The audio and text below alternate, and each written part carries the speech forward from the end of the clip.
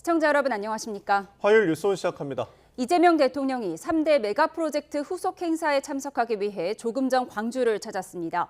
앞서 오전에 열린 국무회의에서는 3대 메가 프로젝트 추진으로 호남권에 대규모 투자를 하는 것과 관련해 일각의 특혜 주장을 비판했습니다. 네, 역사적으로 누적된 투자량을 다른 지역과 비교하면 조족지열, 세발의 피해에 불과하다고 반박했는데요. 청와대 연결해서 자세한 내용 알아보겠습니다.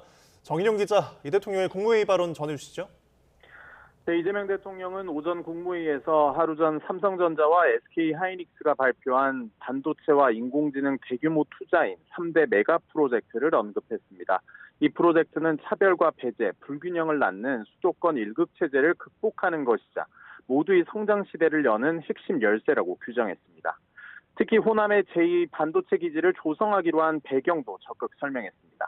반도체 관련 산업은 전력과 용수, 토지가 중요한 요소인데 마침 여력이 있는 공간이 호남이어서 이런 결정이 가능했다고 부연했습니다. 이 대통령은 야당에서 제기한 지역차별, 호남 특혜란 비판에는 재차 선을 그었습니다. 과거 영호남 차별이 있었고 호남이 많은 어려움을 겪었다며 불균형을 조금이나마 완화할 수 있는 상황이 된 거라고 말했습니다. 이번에 호남 투자가 많긴 하지만 역사적으로 누적된 투자량을 다른 지역과 비교하면 조족지열, 세발의 피해에 불과하다고 강조했습니다. 대한민국의 미래가 걸린 국토 균형 발전을 위해 매우 다행스러운 결과라고 이해해달라고도 당부했습니다. 그러면서 큰 결단을 해준 기업들의 투자 활동에 어려움이 없도록 지방정부와의 협력을 토대로 전폭적 지원을 해달라고 각 부처에 주문했습니다. 이 대통령은 이와 함께 추가 소비 진작 대책도 검토해달라고 했는데요. 카드 결제와 쇼핑 멤버십 가입을 통해 적립된 각종 포인트 중에 사용되지 않고 있는 게 수십조 원에 이른다며 이를 지역화폐로 전환하는 방안을 추진하라고 관련 부처에 지시했습니다. 지금까지 청와대에서 전해드렸습니다. 22대 국회 후반기 원구성을 둘러싼 여야 협상이 사실상 결렬됐습니다. 여당인 민주당은 오늘 본회의에서 법사위원장을 포함한 11개 상임위원장 선출을 단독으로 처리하기로 했습니다. 네, 전당대회를 앞둔 민주당에선 적통 논쟁이, 국민의힘에선 장경태 대표의 징계 정치를 둘러싼 갈등이 격화하고 있는데요. 국회 취재기자 연결합니다. 황보혜경 기자. 네, 국회입니다. 네, 본회의를 앞두고 여야가 또 만났죠. 네, 오후 2시로 예정됐던 본회의를 10분 남겨놓고 조정식 국회의장 주재로 여야 원내 지도부가 다시 마주 앉았지만 협상은 또 결렬됐습니다. 조 의장은 본회의를 오후 5시로 3시간 미루고 여야 합의를 기다리겠다는 입장인데 막판 타결 가능성은 크지 않아 보입니다. 앞서 여야 원내 지도부는 오전에도 협상에 나섰지만 법제사법위원장 배분을 둘러싼 이견을 끝내 좁히지 못했습니다. 민주당은 더는 미루지 않겠다며 오늘 본회의에서 법사위를 포함한 11개 상임위원장 표결을 먼저 진행하겠다는 방침입니다. 남은 7곳은 야당 몫으로 남겨놓겠다는 건데 18개 상임위를 독식할 경우 정치적 부담을 우려한 거로 보입니다. 다만 구체적으로 어떤 상임위를 여당이 가져갈지는 밝히지 않았습니다. 국민의힘은 국회 견제와 균형을 위해선 법사위를 야당이 가져와야 한다는 입장을 고수하고 있는데요. 정점식 원내대표는 오늘 회동에서 여당이 추천하는 법사위원장을 선출하겠다고도 제안했지만 민주당이 이를 거절했다고 밝혔습니다. 본회의 전 의원총회를 열어 대응 방안을 모색할 방침인데 단독 처리를 막을 뚜렷한 묘수는 없는 상황입니다. 오늘 본회의에선 앞서 범여권 단독으로 청문보고서가 채택된 한성수 국무총리 후보자 인준안도 일방 처리될 거로 보입니다. 여야는 앞서 공개회의에서도 삼성전자와 SK하이닉스 등의 호남 반도체 투자 계획을 놓고 첨예한 입장차를 보였습니다. 민주당은 수도권 1급 체제를 극복할 역사적 성과로 기록될 거라며 야당은 발목 잡기를 멈추라고 비판했고 국민의힘은 강요와 협박이 있었다면 대통령은 탄핵에서 벗어날 수 없을 거라며 국정조사를 요구했습니다. 관련 발언 각각 들어보시죠. 국가 100년 대계를 두고 근거 없는 모략만 펼치고 있다는 점이 개탄스럽습니다. 소모적인 발목 잡기를 시도한다면 국민께서 먼저 책임을 물을 것임을 만 원짜리 연어덮밥도 국정조사를 했는데 800조 규모의 반도체 투자를 못할 이유가 없습니다. 네, 각 당 상황도 짚어보겠습니다. 민주당에서는 당권 경쟁이 친노 적통 논쟁으로까지 번지는 모습이죠. 네, 8.17 전당대회를 48일 앞두고 민주당 당권 경쟁이 누가 더 적통이냐 싸움으로 격화하고 있습니다. 정청래 전 대표가 고 노무현 전 대통령 장례식에도 참석하지 못했다고 주장했던 송영길 의원은 오늘 YTN 라디오에서 이 발언은 실수였다며 사과했습니다. 하지만 정동영 후보 캠프에서 활동하며 노사모와 멀어졌던 정 전 대표가 노무현 대통령의 적통을 말하는 건 맞지 않는다며 재차 저격했습니다. 오늘 경남 김해 봉하마을을 찾은 송 의원은 고 노무현 전 대통령의 죽음 앞에 누가 적통이라고 내세울 수 있겠느냐고도 말했습니다. 이에 정청래 전 대표는 SNS에 자신은 적통의 적자도 꺼낸 적 없다며 소모적인 적통 논쟁을 멈추자고 맞받았습니다. 그러면서 누가 1인 1표제에 태클을 거느냐며 흔들지 말라고 적었는데 최근 1인 1표에 비판적 발언을 한 김민석 총리를 향한 견제구로 풀이됩니다. 오늘 국무회의에서 이재명 대통령에게 사실상 고별 인사를 전한 김 총리도 이번 주 본격 등판할 거로 보여 당권 경쟁은 더욱 치열해질 전망입니다. 이 대통령은 지금까지 정부가 낸 여러 성과에 총리 역할이 가장 컸다고 생각한다며 힘을 실었습니다. 이런 가운데 내일 이 대통령과 문재인 전 대통령의 오찬이 당내 분열 수습의 분수령이 될지 주목됩니다. 네, 거취 압박을 받아온 국민의힘 장동혁 대표는 또다시 징계 카드를 꺼내들었죠. 네, 어제 사퇴는 없다고 못 박은 장동혁 대표, 조금 전 국회에서 청년, 대학생들과 선관위 쇄신 토론회를 열었습니다. 쇄신 방안을 논의하고 재선거 필요성도 강조할 예정인데 투표용지 부족 사태를 고리로 지지층 결집에 나선 행보로 해석됩니다. 이와 함께 지방선거 기간 미뤄졌던 친한계 인사들에 대한 징계 절차에도 속도를 내고 있습니다. 당 중앙윤리위원회는 다음 달 6일 장 대표 사퇴 요구 등 이른바 해당 행위와 관련한 징계 요청 안건을 심의할 예정인 거로 전해졌습니다. 친한계는 장동혁 대표 사퇴 명분만 더 쌓이고 있다고 반발했습니다. 박정훈 의원은 홍명보 전 축구대표팀 감독의 3백 전술 실패에 빗대 장 대표가 실패한 징계 전술을 남발하고 있다면서 그래도 홍 전 감독은 사퇴라도 했다고 비꼬았습니다.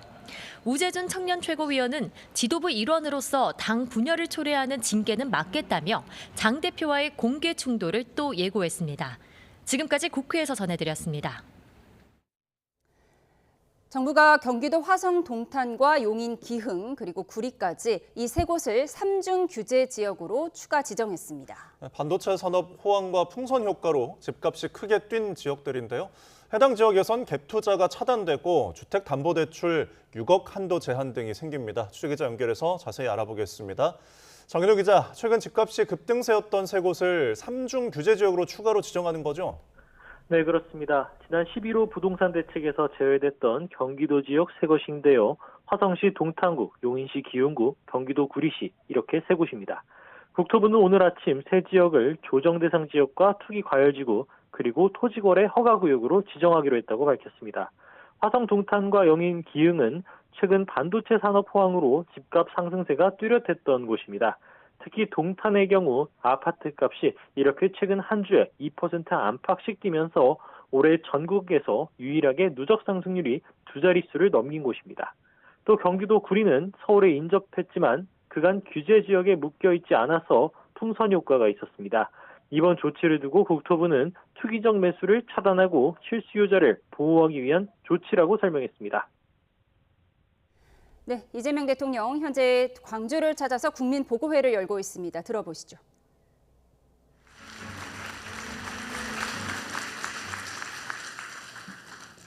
네, 준비한 말씀을 드리기 전에 한두 가지 제가 말씀을 먼저 드리겠습니다. 우리 강기정 시장님 그리고 김영록 지사님 이번 선거는 좀 그렇게 되긴 했는데 정말 고생하셨습니다. 우리 두 분께서 이 전남 광주 통합에 결단을 해주셨습니다. 이거 쉽게 할 수 있는 거 아닙니다. 공직자, 선출직 공직자들이 자신의 당선 확률을 절반으로 줄인다고 하는 결단 쉽지 않습니다. 실제로 행정구역 통합이 잘 안 되는 이유는 사실 정치적 요소가 가장 많죠. 그런데 전남 광주의 새로운 가능성을 위해서 과감하게 통합의 결단을 해주신 대한민국의 지방자치 역사를 새로 써주신 우리 두 분께 박수 한번 드리고 싶습니다.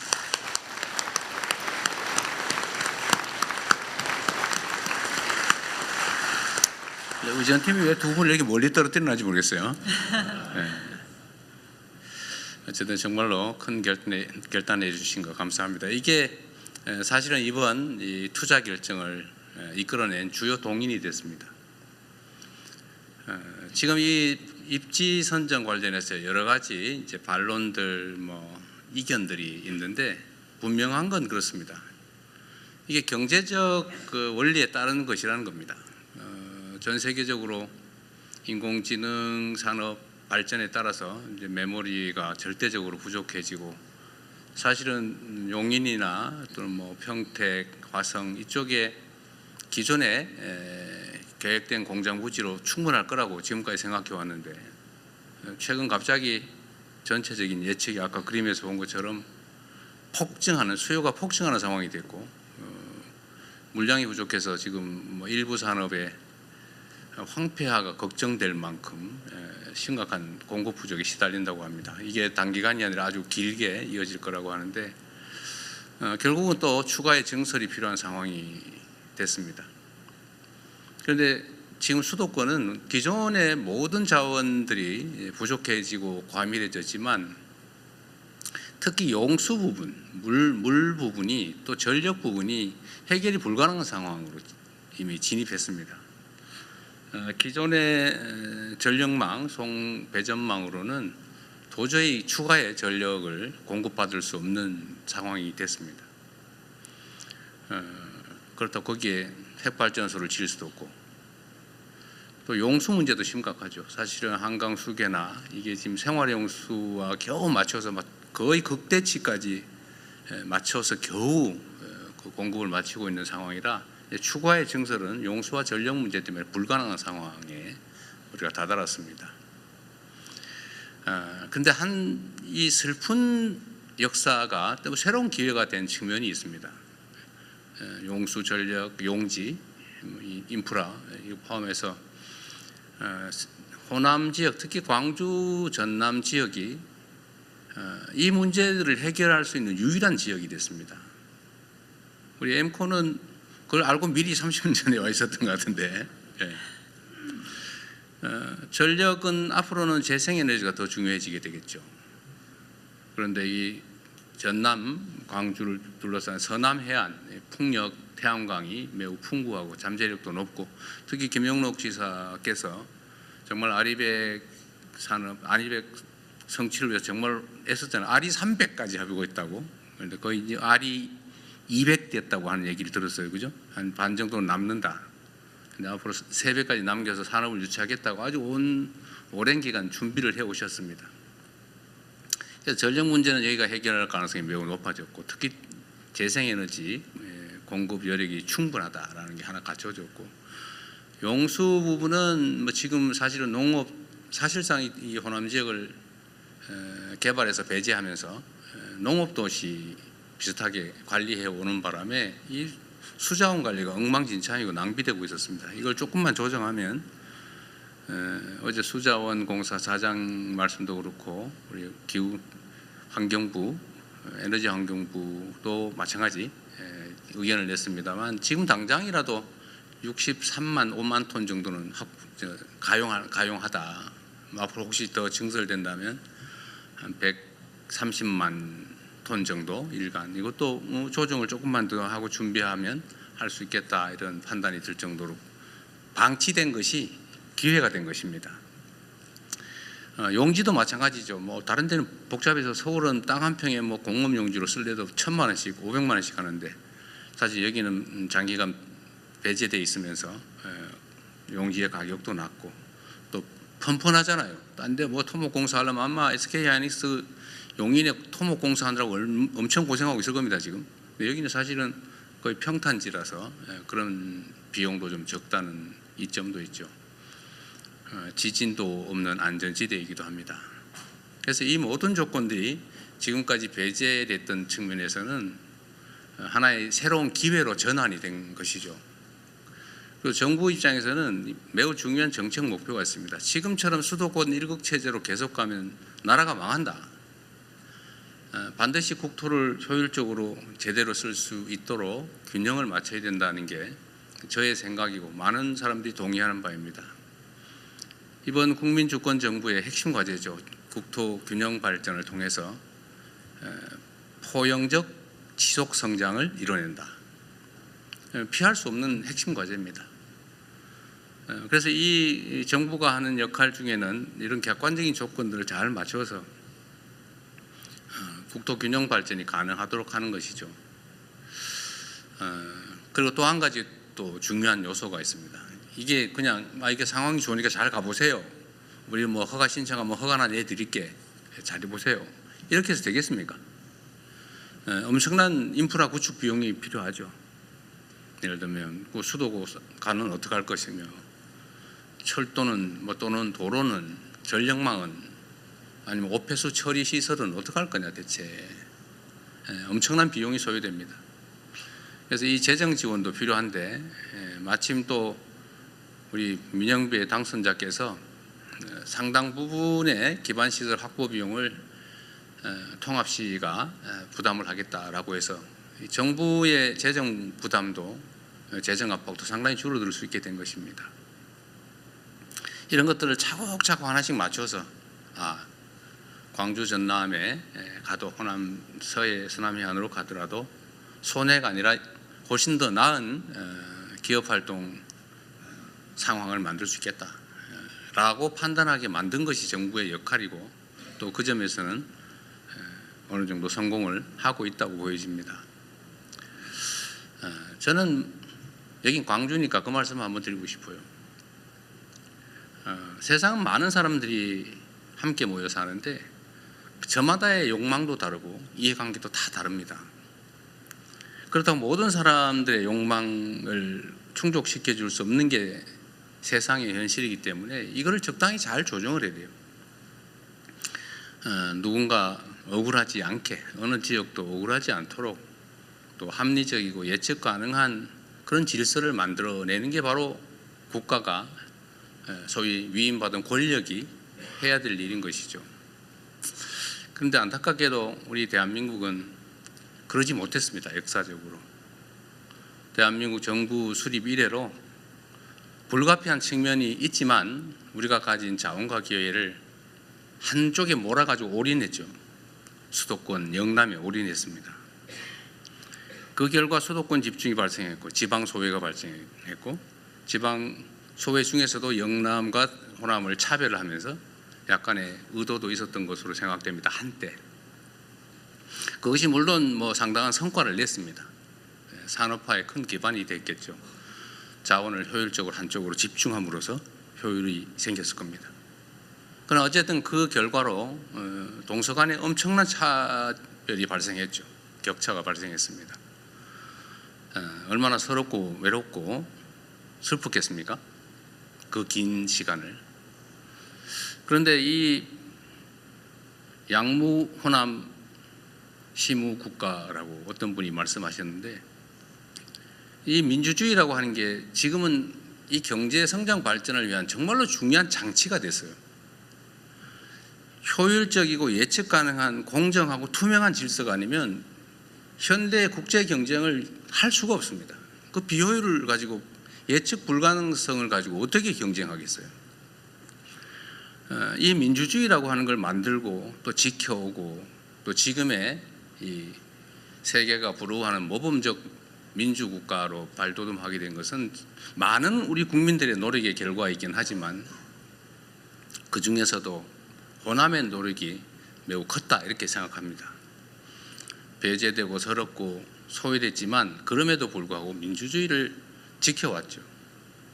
그 결과가 대한민국이 산업화에 이어서 민주화를 이뤄내고 또 전 세계적인 모범이 되었을 뿐만 아니라 합리적 경제 활동의 토대를 만들어서 우리 기업인들이 예측 가능한 상황에서 합리적인 최선의 결정을 할 수 있게 되었던 것입니다.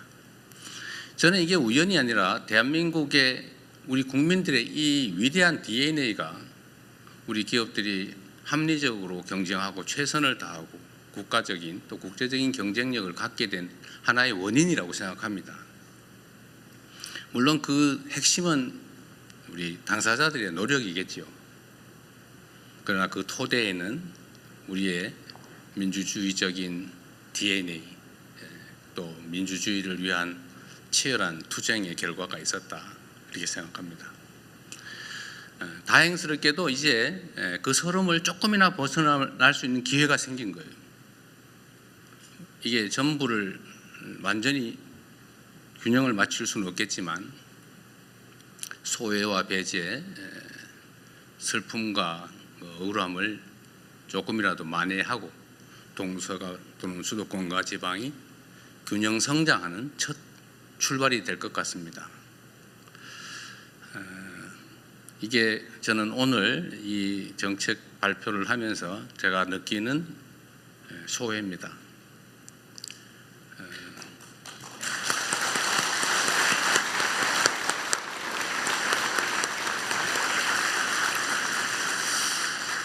앞으로도 우리 대한민국은 그렇게 나아가야 될 것 같아요. 서로 존중하고 공정하게 예측 가능한 사회에서 누구나 자신의 역량과 자질을 발휘할 수 있도록 만들어내는 것, 그게 정부의 역할이라고 생각합니다.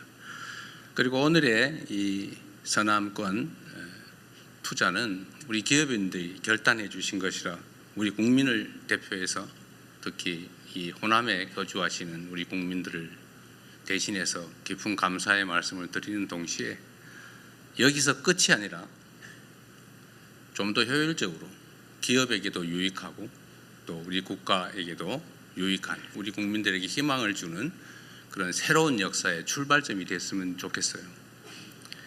여러분의 결단이 정말 큰 도움이 될 것으로 생각됩니다.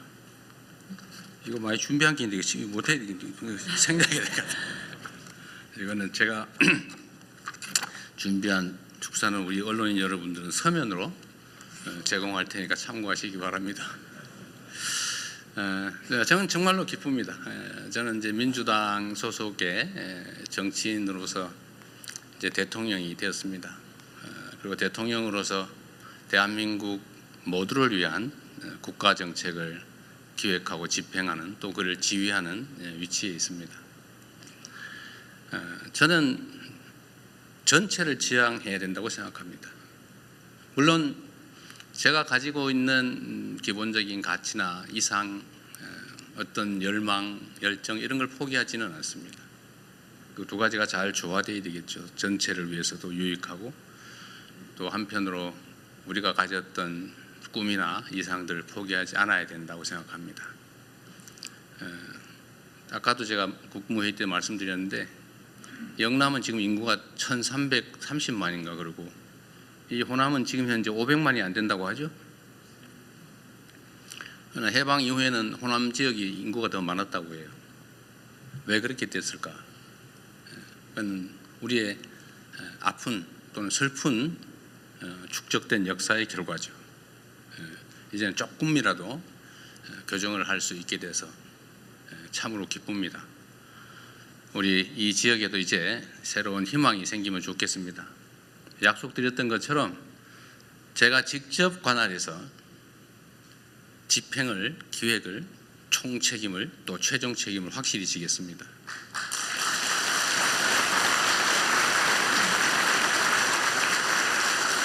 그리고 제가 우리 이건희 이재용 회장님 그리고 우리 SK의 최 회장님한테도 제가 이런 약속을 미리 받았어요.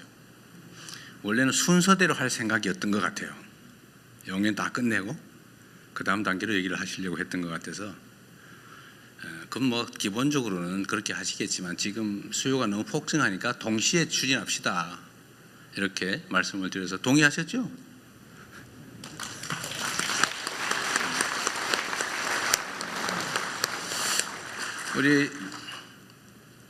우리 삼정의 우리 사장님 이름을 제가 기억 못해 죄송합니다. 전용년. 네, 우리 사장님이 정부의 약속을 받고 싶어 하시잖아요. 그래서 아까 확인은 사살을 하시고 계시던데,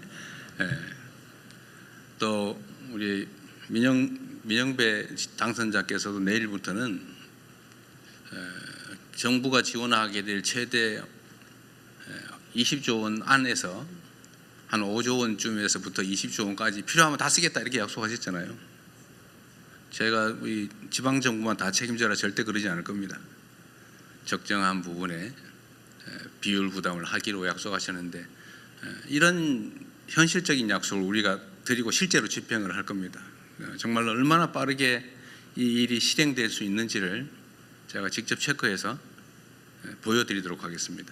그래서 이 동시에 진행을 해서 적정하게 이 지역에도 이게 그냥 정치인들이 하는 정책쇼 보여주기가 아니고 진짜구나 꼭 보여드리고 싶어요. 실제로 과거에 보면 그런 경우가 꽤 있었거든요. 막 서류로 막 퍼포먼스는 좋았는데 나중에 보니까 없어요. 잊어버리고 좀 말해도 소용없고 저는 그렇게 안 하고 싶습니다. 그리고 그렇게 하기에는 이 호남 지역이 너무 지금 심각해요. 그래서 동시에 진행하도록 하고 어쨌든 정부에서 재정 지원이든지 인프라 구축이든지 거주 교육 뭐 여건이든지 문화 뭐 보건 여건이든지 최대로 잘 만들어내겠습니다. 하여튼 저로서는 참으로 기쁘고 의미 있는 날입니다. 제가 대통령을 1년 조금 넘게 제가 재임했는데 여러 가지 보람 있는 일이 있었지만 이 호남에 대규모 투자를 하실 수 있도록 좋게 말하면 유도, 좀 심하게 얘기하면 유인, 억압 강요는 하지 않았습니다. 어쨌든 정부의 정책을 잘 조정해서 이런 환경을 만들어내고 기업의 결단을 이끌어낸 이 일이 가장 보람이 있는 일입니다. 제가 너무 즐거워서 말이 많았는데 감사드립니다. 그리고 전남 광주 특별 시민 여러분 축하드립니다. 네. 대통령님의 양무 호남 시무 국가, 호남에 대한 차별이 새로운 기회를 만들었다고 했습니다. 반도체 클러스터가 조성될 광주를 방문한 이 대통령의 발언 듣고 오셨습니다. 자세한 내용은 잠시 뒤 정치온에서 분석해 보도록 하겠습니다. 네, 다음 소식 이어갑니다. 경기 평택시 장안동에 있는 아파트 신축 공사 현장에서 불이 나 소방당국이 진화에 나섰는데요. 조금 전 큰 불길이 잡혔습니다. 네, 고립됐던 작업자 10명 모두 구조되거나 대피한 걸로 전해졌는데 소방은 혹시나 고립자가 있을 가능성에 현장 수색을 이어가고 있습니다. 네, 자세한 상황 취재기자 연결해서 알아보겠습니다. 유서영 기자, 내용 전해주시죠. 네, 먼저 YTN에 들어온 제보 화면부터 보시겠습니다. 이곳은 경기 평택시 장안동에 있는 아파트 신축 공사 현장인데요. 검은 연기가 하늘로 계속해서 치솟고 있습니다.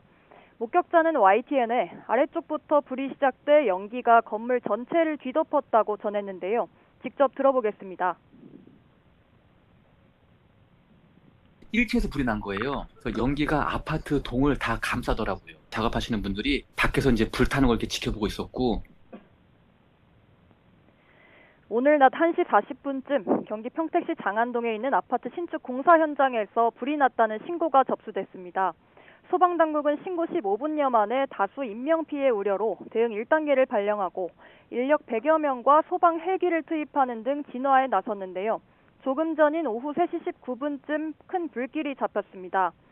경찰은 불이 난 공사 현장에 있던 작업자는 약 180명으로 이 가운데 10명이 화재로 고립됐다가 모두 안전하게 몸을 피했다고 밝혔습니다. 다만 1명은 연기를 마셔 병원에 옮겨졌는데 생명에는 지장이 없는 거로 파악됐습니다. 소방당국은 안에 혹시나 고립된 사람이 더 있는지 살펴보고 있다고 밝혔는데요. 불을 완전히 끄는 대로 정확한 화재의 원인과 피해 규모를 조사할 계획입니다. 지금까지 사회부에서 YTN 유서연입니다.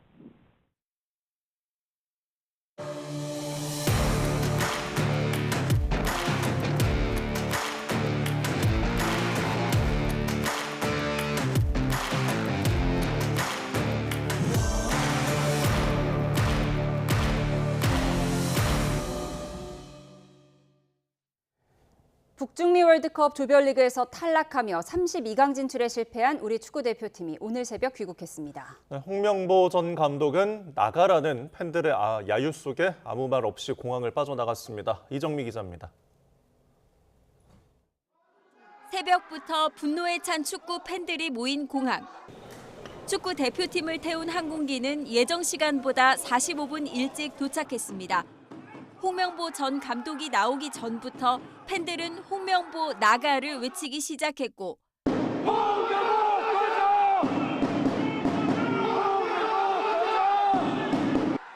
야유 속 등장한 홍 전 감독은 취재진의 질문에 아무 답변 없이 공항을 빠져나갔습니다. 아니 선수들한테 한마디 해주시죠. 팬들한테 한마디 해주세요. 팬들한테. 함께 귀국길에 오른 이강인, 황희찬, 김민재 등 선수 9명도 무거운 표정이었습니다. 팬들의 야유에 고개를 떨구거나 짧은 한숨을 내쉬기도 했습니다.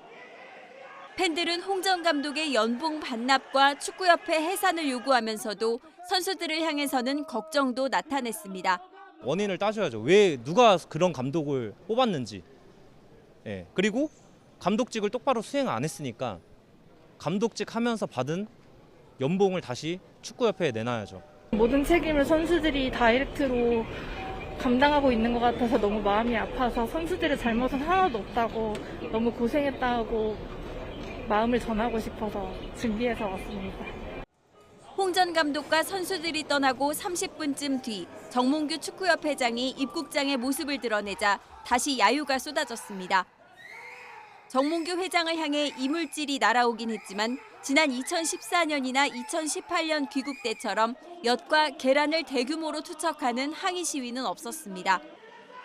안전을 고려해 기자회견이나 공식 행사는 없었는데 2002년 한일 월드컵 이후 치러진 원정 월드컵에서 귀국 행사가 없었던 건 이번이 처음입니다. YTN 이정미입니다. 축구대표팀 주장 손흥민이 북중미 월드컵 탈락 이후 처음으로 자신의 심경을 전했습니다. 비판보단 응원을 요청하며 팬들이 원한다면 앞으로 모든 걸 쏟겠다는 결의도 다졌습니다. 이대건 기자입니다. 마지막 남아공전에서 홍명보 감독의 이해할 수 없는 선수 기용 핵심은 역시 손흥민의 선발 제외였습니다. 상대가 지쳤을 때 손흥민을 투입해 득점하려는 게 홍명보 감독의 계획이었습니다. 또 본인이 혹시라도 지금 계속 골칫거리인 득점도 할 수 있지 않을까라는 이제 기대감으로 후반전에 넣겠다고 손흥민 선수하고 미팅을 했었고. 경기 종료 후에도 한동안 그라운드를 떠나지 못했던 손흥민. 귀국도 홍명보 감독과 함께하지 않으며 불화설 등 여러 추측을 낳았습니다. 손흥민은 홍 감독이 귀국하는 날 SNS에 사과와 함께 부탁이 담긴 긴 글을 올렸습니다. 무엇보다 비판과 아쉬움을 쏟아낸 팬들의 마음과 크게 다르지 않다며 사과부터 전했습니다. 그러면서 팬들이 자신을 찾을 때까지 모든 걸 쏟아부어 다시 잘 준비해보겠다고 밝혔습니다. 기회가 된다면 적어도 내년 아시안컵까지는 대표팀에 남겠다는 의미로 풀이됩니다. 손흥민은 끝으로 모든 선수에게 너무 많은 비판과 상처를 주기보단 따뜻한 응원과 격려를 보내주길 바란다고 요청했습니다. YTN 이대훈입니다.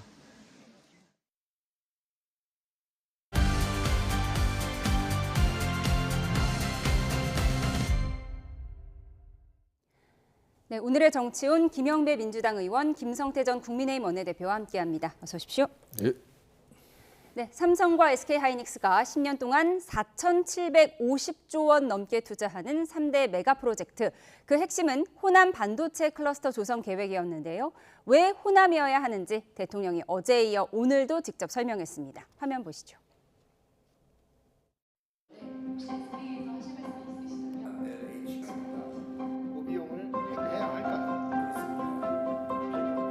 참으로 감격적인 순간입니다. 국가 영웅 또는 국민 영웅이라고 불러드리고 싶습니다. 네, 하나로 모아주시죠.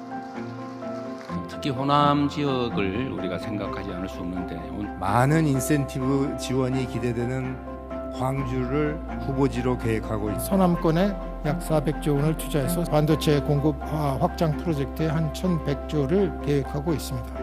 이걸 가지고 지역 차별 의문하는 경우도 있긴 한 것 같은데, 그러나 역사적으로 누적된 투자량을 비교한다면 그야말로 조족지혈에 불과하다. 90도로 절을 하는 것을 보고 이재명의 진심, 이재명의 눈물이 저기 있다. 호남의 한을 풀어주는 대규모 투자가 결정되면서 그 아픔을 푼 날이 어제다. 두 기업 모두 다 광주에만 이 반도체 투자를 속된 표현으로 몰빵을 하는 그거였기 때문에 네네. 저는 그거는 문제 있다. 결정 과정이 굉장히 불공정했다. 두고두고 화를 부를 거다.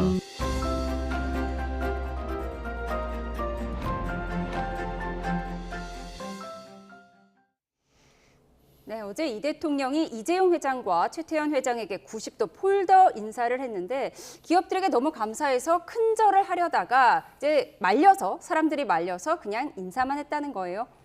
네, 지금 뭐 4,700조 가까운 정말 역사적으로도 대단한 투자 결정 아닙니까? 그러니까 대통령 입장에서는 지금 뭐 큰절 아니라 진짜 뭐 업고 뛰라고 해도 아마 업고 뛰실 것 같은 회장의 그런 각도보다 심정이에요. 대통령의 각도가 더 커서요. 그러게요. 그래서 저는 이제 우리 삼성과 SK가 지금 뭐 그 국민들도 깜짝 놀랄 정도의 실적을 올리고 있고 세계적으로도 우리 대한민국이 글로벌 공급망에 있어서 핵심 제조 창구로 자리 잡았기 때문에 이거를 확실하게 이제 대한민국 도약의 결정적 계기로 현실화시키려고 하는 그런 구상이다 이렇게 볼 수 있고요. 그런 점에서 보면은 최근에 이제 국가와 시장이라고 하는 게 옛날에는 시장에 국가가 개입하지 마라 이런 이제 시장 주도의 경제 구조였다면 지금 미국에서도 트럼프 대통령이 하는 걸 보시면 알지만 국가가 기획을 하고 시장이 호응을 해서 국가와 시장이 협력하는 새로운 신국가 모델이 지금 이제 등장하고 있기 때문에 그런 점에서 보면 이제 우리 대한민국도 이제 선진국 반열로 확실하게 올라갈 수 있는 신 국가 모델이 등장한 거 아니냐 이렇게 의미를 좀 부여하고 싶습니다. 예, 왜 하필 호남이어야 하는가? 이거 민주당 지지세에 강한 호남만 차별하는 것 아니냐 이런 비판이 오니까 오늘 대통령이 이런 얘기를 했습니다. 그동안 다른 지역들 투자 누적액에 비하면 세 발의 피, 조족지혈이다 이런 얘기를 했어요. 저는 뭐 이번에 이재명 대통령 그 뭐 3대 국가 이제 이 메가 프로젝트 부분에 대해서 큰 틀은 저는 뭐 굳이 큰 비판을 하고 싶지는 않아요. 국가 균형 발전이나 또 국가 주도 성장 전략으로서 이제 반도체 부분이 지금의 이 AI 반도체 이 오항이 앞으로도 이어질 걸로 보고 결국은 스피드 시간의 문제이기 때문에 국가가 이제 총력량을 발휘해 가지고 이 삼성과 또 하이닉스의 어떤 그런 이 시장을 계속 선전 유지하는 그 전략 부분에 대해서는 저는 그건 괜찮다고 생각해요. 그렇지만은 이제 자 이게 불과 2달 전까지만 하더라도 SK 하이닉스 이제 최태원 회장 같은 경우는 그때 국회에서 열린 그 토론회에서 이 지금 부분을 강주 그때 이미 작년 연말부터 강주 지역에 이제 호남 반도체 투자가 구체화될 것이라는 그런 설이 있었거든요. 그렇기 때문에 정치권에서도 용인 지금 반도체 이 클러스터 조성하는 부분에 이게 차질을 빚는 거 아니냐 많은 우려 논란 속에서 설마 그럴 리가 그랬잖아요. 그게 이제 현실화됐는데 그때 당시에 2달 전에 최태원 회장 같은 경우는 뭐 광주에 꼭 가야 될 그 필요가 있냐. 배려 그 전까지만 해도 해외 지금 현재 이 폐업을 갖다가 경수를 할 그런 여러 가지 다각적인 지금 준비를 한 걸로 알고 있어요. 그런데 저렇게 무려 1,000조가 넘는 저 엄청난 천문학적인 투자를 갖다가 2달 만에 무슨 세상이 크게 변해야 해가지고 그냥 전력 그리고 용수 그리고 인재 이런 또 인프라 문제까지 다 완벽하게 해결할 수 있는 최태원 회장이 뭘 받길래 저렇게 할 수 있습니까? 예, 지금 광주광역시에서 진행되고 있는 투자 양해각서 MOU 체결 화면까지 함께 보여드리고 있습니다. 크게 보면은요, 사실 우리 대한민국의 지금 반도체 클러스터가 용인에 하나 만들어지잖아요. 그래서 지금 SK는 곧 착공을 하고요. 삼성은 아직 부지 정리가 덜 돼서 용인 반도체 클러스터도 몇 년 안에 이제 대규모로 지금 자리를 잡게 됩니다. 그거와 함께 동시에 지금 AI 때문에 메모리 반도체가 지금 폭증하고 있답니다. 수요가. 그러다 보니까 대한민국만큼 제대로 된 제조 역량을 갖춘 데가 없어서 공장을 더 지어야 되는 상황이거든요. 그러면 그거를 이제 쉽게 말해서 땅이 비어 있고 전력도 이제 충분하게 조달할 수 있는 예. 뭐 재생에너지뿐만 아니고 전력망도 돼 있고 용수도 문제가 없고 네.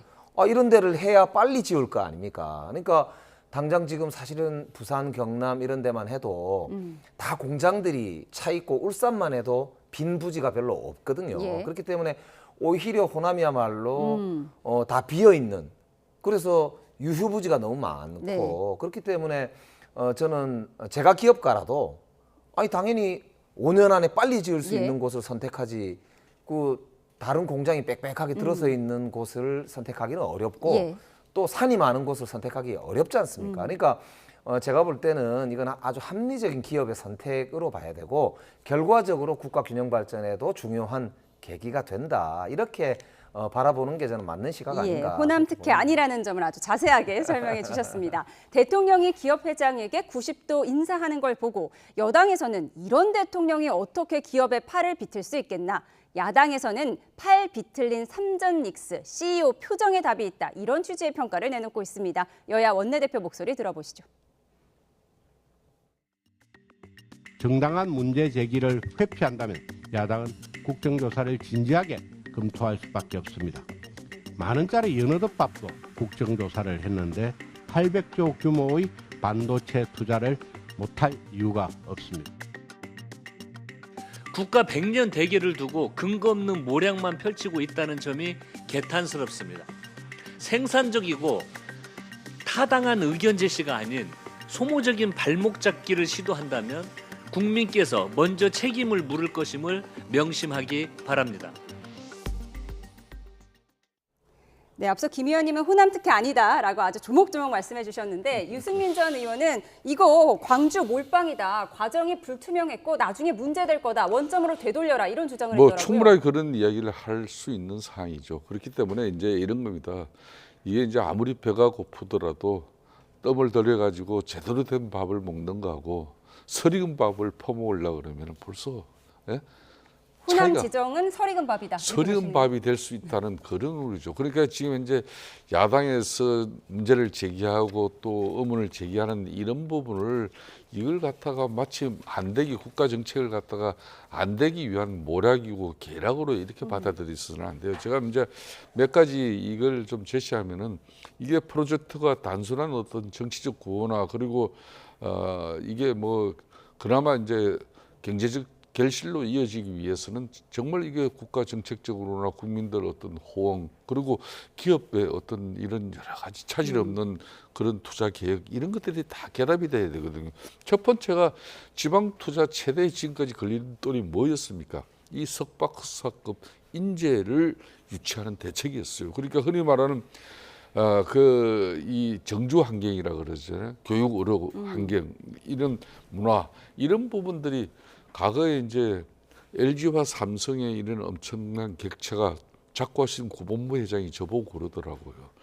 LG 같은 경우는 구미, 창원까지 이 좋은 R&D 뭐 좋은 인력들 뽑아놨는데 결국은 교육 문제, 문화 문제, 네. 뭐 이런 여러 가지 어려운 문제 이런 차이 때문에 떠나더라. 그게 제일 가슴 아프다라는 거예요. 그래서 이제 그런 측면이 있다면은 앞으로 지방 거점 대학 육성이라든지 그리고 파격적인 그런 인재 정주 그 대책 이런 것들이 이제 뒤따라가야 된단 말이에요. 근데 너무 지금 허허벌판이라 아무런 기반도 없는 저기에서 새로운 하나의 큰 문화를 만들어야 될 그런 상황이에요. 두 번째가 이제 전력망 조기 구축 이런 부분도 지금 현재 RE100은 지금 호남이 제일 유리한 조건은 맞아요. 그렇지만 RE100 가지고 저렇게 큰 대규모 반도체 팹을 돌리는 것은 한계가 있는 거거든요. 그렇다면은 안정적인 전력 공급을 위한 그 역시 지금 얼마나 신속하게 이게 특별법을 만들어 가지고 지금 지원을 한다는 거거든요. 이런 여러 가지 문제들이 그리고 이제 인재 공급을 어떻게 할 거냐. 석박사 인재 이 문제를 물론 좋은 보수 주고 좋은 대우 해주면은 일시적으로는 갈 거예요. 그렇지만 중장기적으로 볼 때는 큰 우려가 있는 거죠. 그런 부분을 충분하게 대책을 가지고 저렇게 엄청난 정말 이거는 대한민국 올해 예산이 얼마인 줄 아십니까? 670조예요. 그러니까 앞으로 2,000조가 저기 투입된다 그러면은 3년치 국가 예산이 다 투입되는 저는 엄청난 정말 메가 프로젝트예요. 그런 측면에서 우려를 하는 것은 당연하다 이런 얘기죠. 그러니까 오히려 여야 협치, 그러니까 야당의 협력이 반드시 필요한 국가 프로젝트이고요. 네. 그래서 저는 우리 아까 정점식 원내대표도 진심으로 걱정하시니까 그렇다고 생각하고 도와주실 것으로 했다. 맞습니다. 도와주실 것으로 믿고 예. 그 아까 이제 대통령께서도 말씀하셨는데 민영배 우리 당선자가 광주 전남 통합되면서 정부가 1년에 5조씩 총 20조를 지원금을 더 주거든요. 그거를 아낌없이 쓰겠다고 했단 말입니다. 그러니까 단순히 돈만으로 해결할 수 없지만 금방 우리 김성태 선배님 지적하신 저 굉장히 중요한 지적들이거든요. 저 인프라 그리고 인재를 이제 유인하기 위한 대책, 이거는 반드시 될 것으로 그렇게 보고 있습니다. 호남 반도체 클러스터가 서리금밥이 되지 않도록 나라 걱정을 해봤습니다. 이어서 양당 걱정을 좀 해보겠습니다. 국민의힘 내용이 점입 가경입니다. 장동혁 대표가 사퇴 거부를 고수하는 가운데 다음 주에 당 윤리위원회가 가동되면 징계를 둘러싼 당내 갈등이 더 격해질 걸로 보이는데요.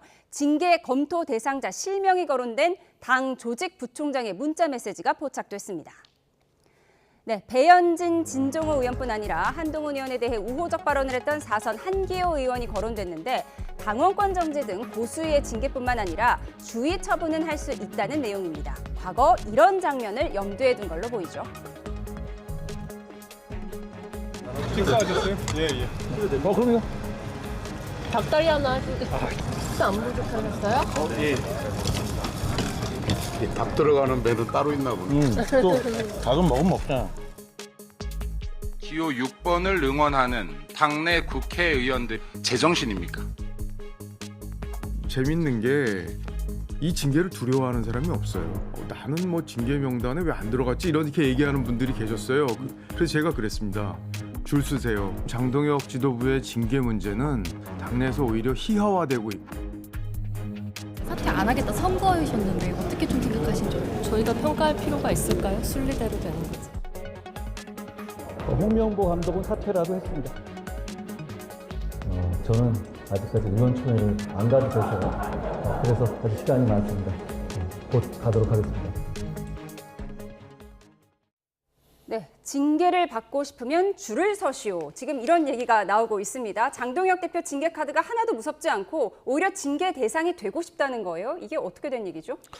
그러니까 이 참 선거라는 것은 그러니까 모든 지도자에게 주어진 이 권한과 책임에 대해서 명백하게 심판을 해주는 게 쉽게 말하면 주권자인 국민들의 심판인 거예요. 그런 측면에서 실질적인 당권을 부여하고 당의 모든 의사결정의 중심에 서 있던 그런 또 선거 전략, 선거 또 모든 책임을 지는 부분도 당의 지도부죠. 그런 측면에서 선거 패배라는 그 결과에 대해서 책임 있는 자세를 갖다 이렇게 보이기보다는 오히려 그런 선거 결과에 따른 당을 변화쇄신하고 또 당이 바로 서기 위한 어떤 그런 몸부림을 해야 된다는 그런 비판과 또 지적, 그런 또 요구에 대해서 책임지라는 정치라는 것은 책임지는 거니까 책임 정치를 요구하는 부분에 대해서 그걸 징계라는 칼을 휘두르 가지고 당내 비판을 억누르는 그런 행태는 이거는 민심과 당신 모두를 다 저버리는 그런 행위가 될 수 있어요. 그렇기 때문에 이거는 민주정당의 기강은 억압적 그런 징계가 아니라 처참한 처절한 어떤 반성과 그리고 그 정치적 책임에서 나오는 거거든요. 그게 기강입니다. 그런 측면에서 그런 뭐 여러 가지 이 대한민국 헌정 역사상 이렇게 여당이든 야당이든 보수든 민주 진보 진영이든 큰 선거를 치르고 나서 좋지 않는 평가를 받으면 응당 그 책임을 지는 게 정치인의 덕목이고 도리인데 요즘 희한하게 그냥 국민의힘 보수 진영의 정치가 이상해졌어요. 이런 경우는 이승만 정권 때도 없었고 이거는 역대 정권을 아무리 거슬러 올라가도 이런 사례를 찾아보기가 흔치를 않아요. 예. 실제 의원들 징계 나서면 뭐 집단 반발도 예상되는 상황인데 이 모든 게 결국 장동혁, 한동훈의 기싸움 아닌가 싶어요. 그런데 오늘 나온 기사를 보니까 지금 국민의힘 의원들이 많이 가입한 포럼에 한동훈 의원이 가입을 하니까 장동혁 의원이 바로 단톡방에서 탈퇴를 했다는 거예요. 그 포럼에 같이 계시다면서요? 예, 저도 기사를 보고 네.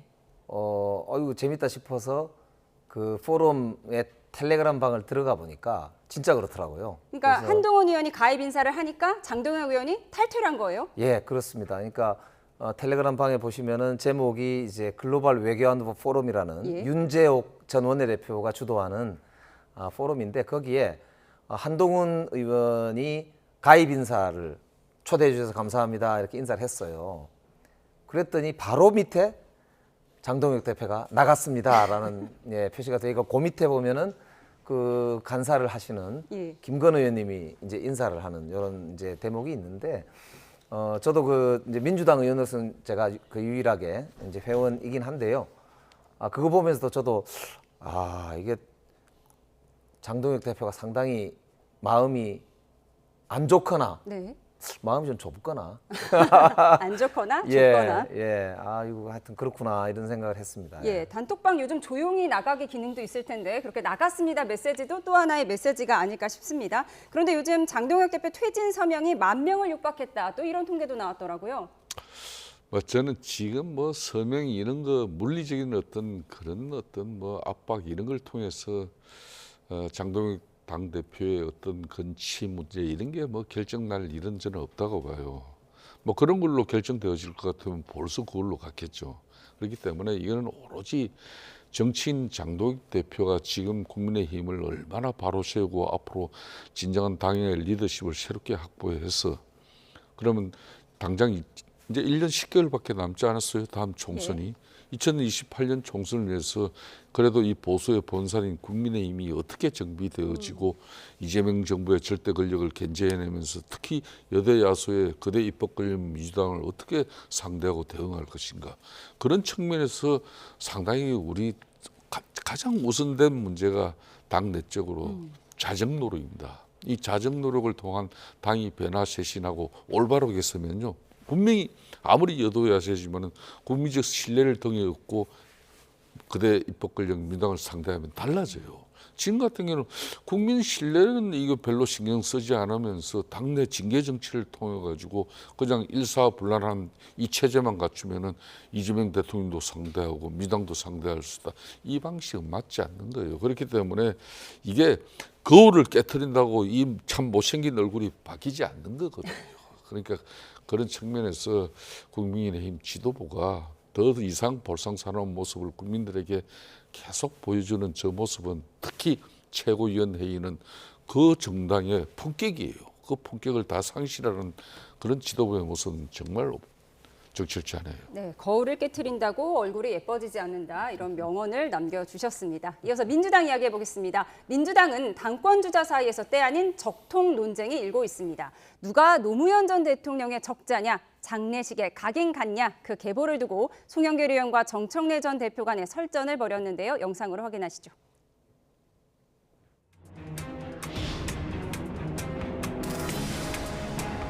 정청래 대표는 완전히 노무현 대통령과 틈을 져서 장례식에 참석도 못했어요. 본인이 허위 사실을 말씀하셨기 때문에 사과하시겠죠. 저는 노무현 대통령을 너무나 사랑했던 사람이고 그래서 노사모에 가입해서 쌀입이라는 필명으로 활동도 했었고 나중에 하기 보니까 이분이 다음날 오셨다고 아마 중국에 계셔가지고 그래서 내가 실수다. 깨끗하게 저는 인정하고 사과를 합니다. 깨끗하게 저는 인정하고 사과를 합니다. 정청래 의원께서는 초기 노사모 출신은 맞지만 나중에 정통 모임의 중심이 돼서 정동영 후보 캠프에 서면서 완전히 노사모 노무현 대통령 측과 갈라져가지고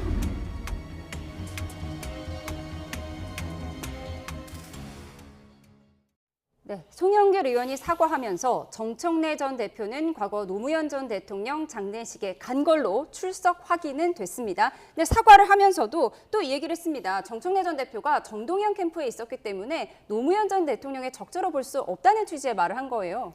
저는 지금 전당대회 앞두고 난데없는 적통 논란을 벌이는 것 자체가 제가 보기에도 너무 민망합니다.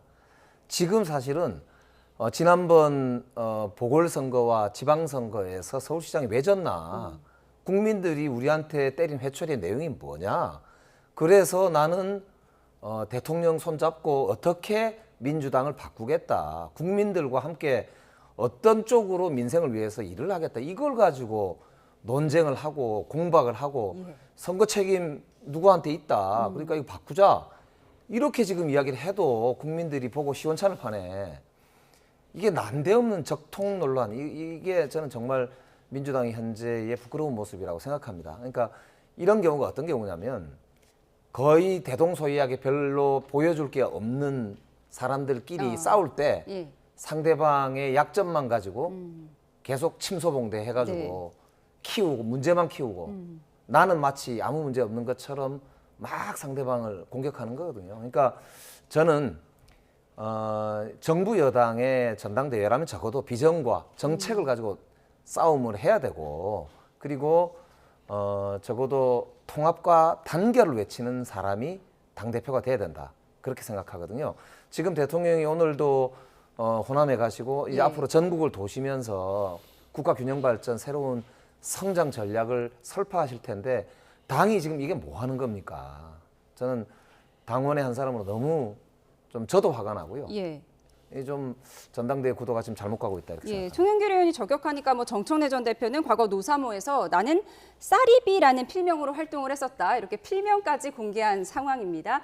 그런가 하면 이재명 대통령이 국무회의에서 김민석 총리를 향해 국정상과의 김 총리의 역할이 가장 크다고 치켜 세웠는데 사실상 고별 인사를 전한 걸로 보입니다. 확인해 보시죠.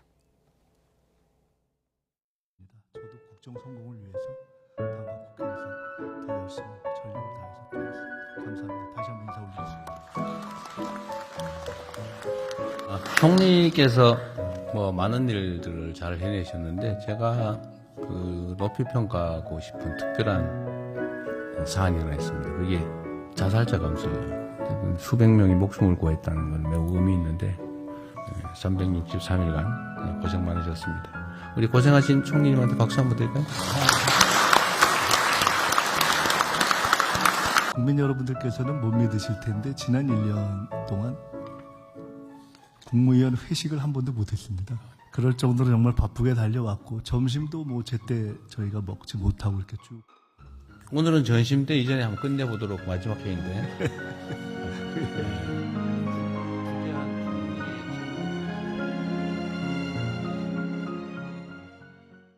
네, 자살률을 낮췄기 때문에 우리 국무총리가 국민의 목숨을 살린 경이다.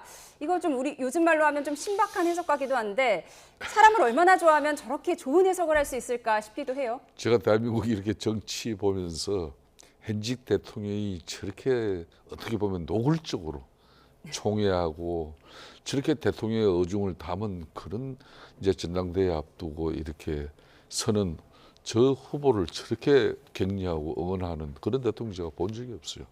저런 측면에서는 이재명 대통령이 어떻게 보면 솔직담백하죠. 보통 저런 자리에 올라가면 나중에 8.17 전당대회 결과가 말 정청래 어리 당대표 되면 어떻게 앞으로 감당하려고 저렇게 하냐. 대려 야당 정치인 저가 걱정될 줄로 저렇게 하는 거거든요.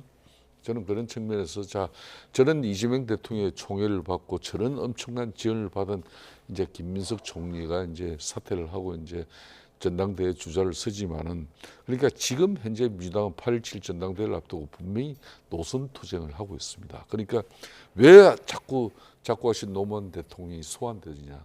노무현 대통령, 살아있는 문재인 대통령 이 노선, 이걸 무시하고 쉽게 말하면 뉴 이재명 어떤 새로운 패러다임을 만들어나고 있는 그 민주진보 진영의 어떤 세력의 재편, 이 권력 투쟁이죠. 그런 측면에서 이제 유시민 작가가 그런 문제 제기를 정축이냐 재건축이냐 이렇게 문제 제기하는 거고, 저는 그런 측면에서 이번에 선거 민주당 전당대회가 이게 후보들 간에 이게 선의의 경쟁이 돼야 되는데 어떻게 전직 당대표하고 현직 당대표하고 명청대전이다, 이렇게 지금 현재 프레임이 서가는 자체만 하더라도 이거는 참 민주당으로서는 안 좋은 현상이에요.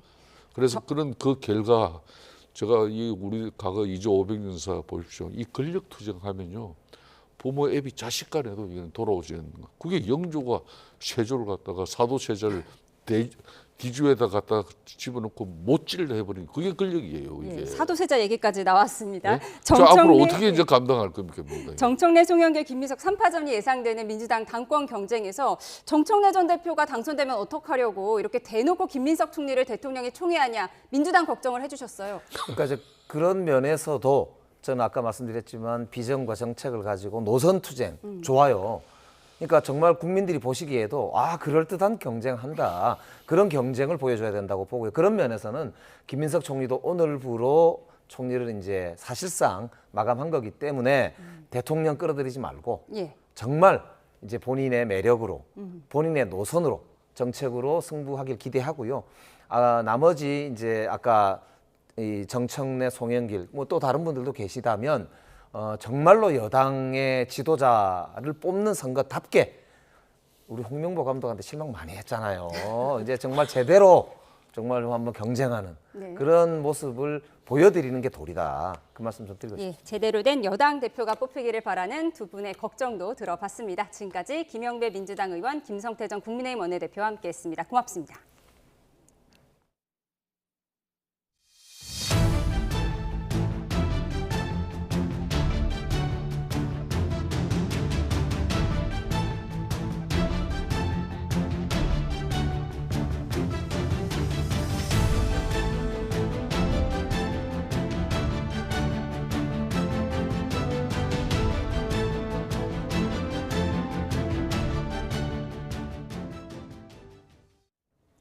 예년보다 늦어진 올여름 장마가 오늘 제주에서 시작한다고 기상청이 밝혔습니다. 제주 산간에는 시작부터 180mm가 넘는 호우가 쏟아질 전망입니다. 내일 새벽에는 장마가 남부지방으로 확대합니다. 취재기자 연결해 자세히 알아보겠습니다. 김민경 기자, 내일 시작할 것으로 전망됐던 제주도 장마가 오늘 시작된 거죠? 네, 기상청은 오전에 수시 브리핑을 열고 제주도는 오늘, 남부지방은 내일 장마가 시작될 걸로 발표했습니다. 정체전선이 점차 북상하면서 현재 제주 일부 지역에는 약한 비가 내리고 있는데요. 기상청은 이 비를 제주 장마의 시작으로 판단했습니다. 내일 새벽부터 내릴 걸로 보였던 비가 일찍 시작돼 장마 시작 시점도 앞당겨진 겁니다. 이는 점차 제주 전역으로 확대되겠고 내일 새벽에는 남해안에도 내리기 시작하면서 남부지방 역시 장마권에 들겠습니다. 올여름 장마는 기상 관측망이 전국적으로 구축된 1973년 이후 역대 세 번째로 늦게 시작됐는데요. 제주 기준으로는 평년보다 11일, 지난해보다 18일 늦은 기록입니다. 늦어진 장마답게 첫 비부터 강도가 만만치 않겠습니다. 내일까지 제주 산간에는 180mm 이상, 제주 내륙에는 최대 100mm, 남해안에는 5에서 30mm의 비가 예상됩니다. 특히 내일 새벽부터 오전 사이에는 제주 곳곳에 돌풍과 벼락을 동반한 시간당 30mm 안팎의 강한 비가 쏟아질 가능성이 있어 주의가 필요합니다. 이에 따라 제주 산간에 호우와 강풍 예비특보가, 제주 남쪽 해상에는 풍랑 예비특보가 발표됐고 오늘 밤부터 내일 오전 사이 차례로 발효될 예정입니다. 기상청은 주말에는 충청 등 중부지방에도 점차 비가 내리겠지만 장마 시작 시점은 북태평양 고기압의 확장 정도에 따라 결정될 걸로 보인다며 아직은 유동적이라고 밝혔습니다. 네, 내륙은 장마 대신에 무더위가 기승인데 35도를 넘는 곳도 있다고요? 네, 오늘 충남 공주 유구읍은 35.5도까지 올랐고 경기 여주 가남읍은 34도, 서울 광진구도 33.3도를 기록했습니다. 폭염주의보도 수도권과 충청에 이어 영월과 원주 등 강원 영서로 확대됐는데요. 기상청은 당분간 수도권 등 중부 내륙을 중심으로는 폭염특보가 지속하며 무더위가 당분간 계속될 걸로 내다봤습니다. 내륙 곳곳에는 오늘도 오후부터 밤사이 5에서 40mm의 소나기가 예상되는데요. 소나기는 같은 지역 안에서도 비가 내리는 곳과 내리지 않는 곳이 나뉠 정도로 강수 편차가 크고 짧은 시간 동안 강하게 쏟아질 수 있습니다. 외출 전에는 최신 기상 정보를 확인하시고 갑작스러운 강한 비에도 대비하는 게 좋겠습니다.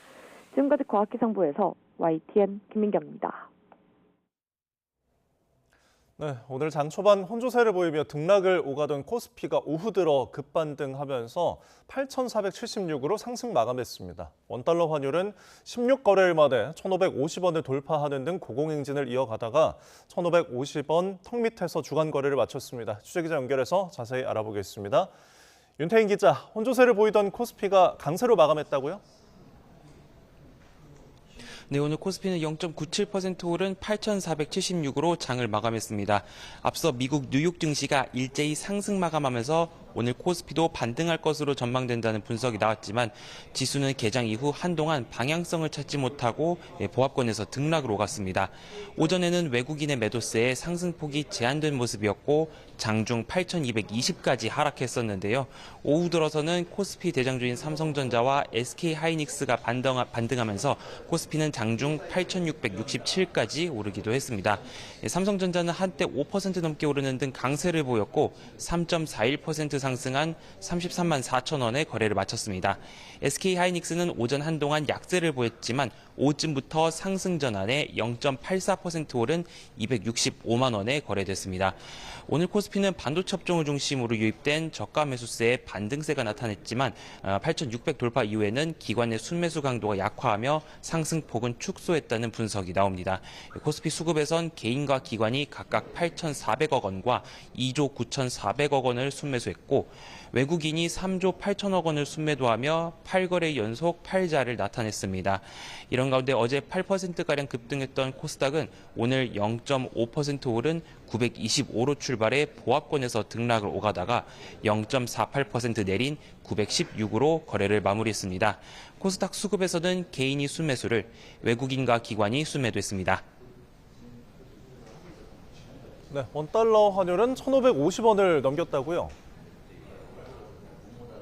네, 오늘 서울 외환시장에서 원달러 환율은 오후 3시 반을 기준으로 어제 같은 시각과 비교할 때 4.2원 오른 1,549.4원에 거래됐습니다. 종가를 기준으로는 글로벌 금융위기 당시인 2009년 3월 6일에 1,550원 이후 17년 만에 최고치입니다.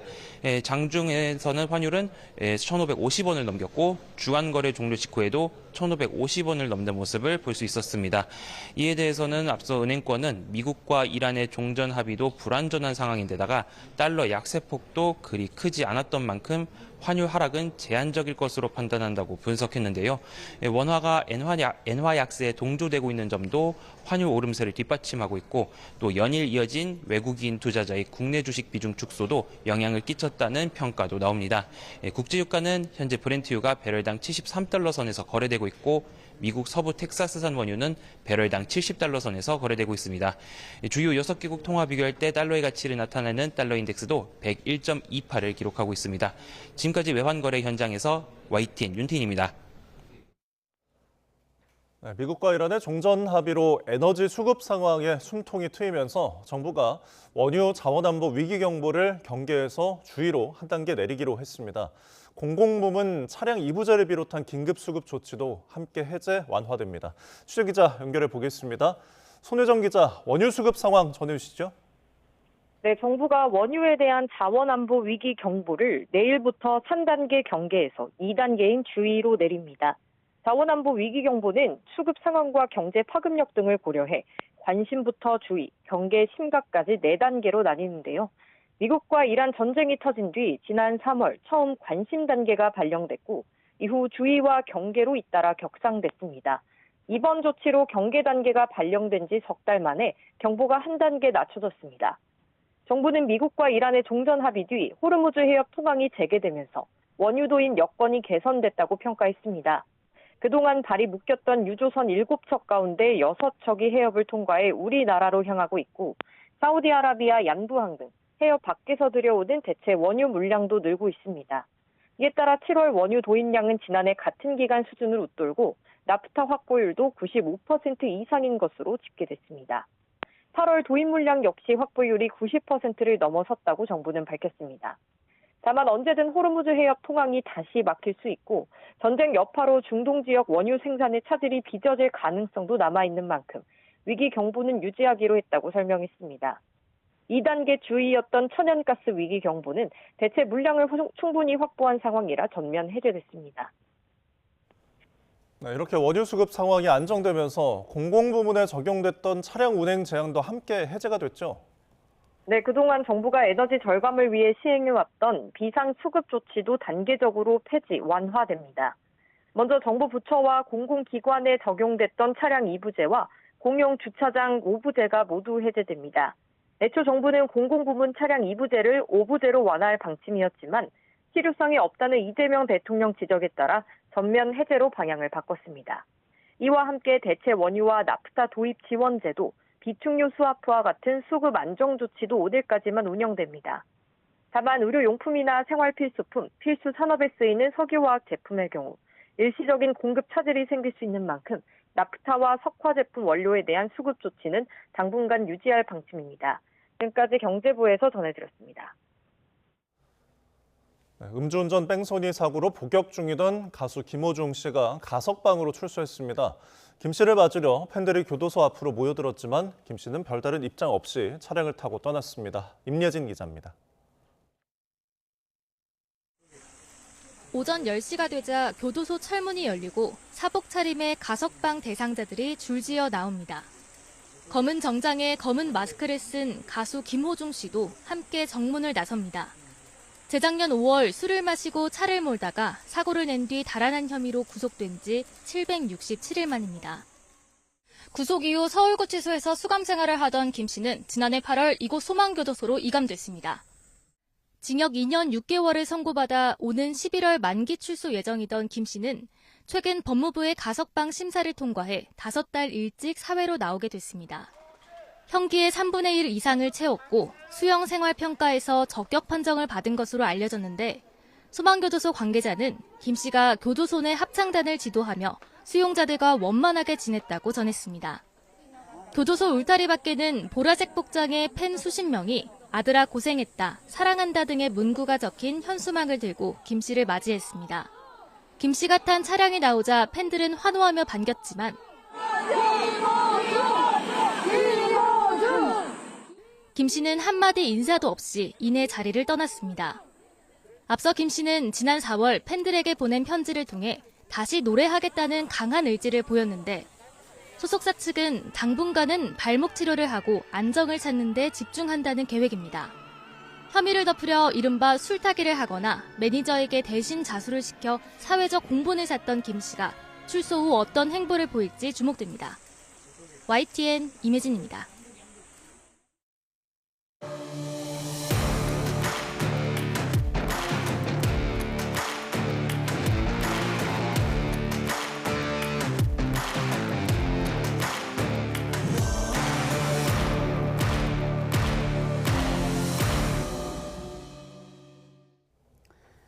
월드컵에서 최악의 성적을 거두면서 홍명보 감독 선임 절차를 둘러싼 경찰 수사에도 다시 관심이 쏠리고 있습니다. 네, 2년 전 고발장을 접수한 경찰은 정몽규 회장을 포함한 피고발인 대부분을 조사했다면서도 추가 소환 가능성을 열어두고 있습니다. 취재기자 연결해서 자세한 내용 알아보겠습니다.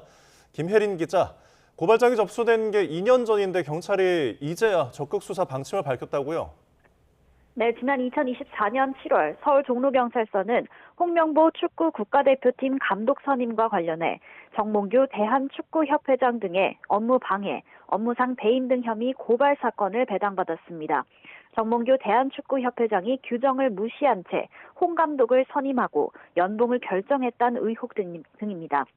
취재 결과 경찰은 관련 수사를 대부분 마무리했던 것으로 확인됐습니다. 경찰은 정 회장을 포함한 피고발인 대부분에 대한 조사를 실시했다고도 밝혔습니다. 다만 경찰은 축구협회와 문체부의 행정소송 1심 결과를 주시하며 수사 결론을 미뤄온 것으로 보입니다. 홍 감독 선임 과정이나 축구대표팀에 대한 관심이 높았던 만큼 의혹을 남기지 않아야 한다는 판단도 영향을 미친 것으로 분석됩니다. 네, 그럼 경찰이 앞으로 어떤 부분을 더 들여다보게 될까요? 네, 핵심은 단순한 절차 위반을 넘어 형사처벌이 가능한 불법 행위가 있었느냐를 가려내는 겁니다.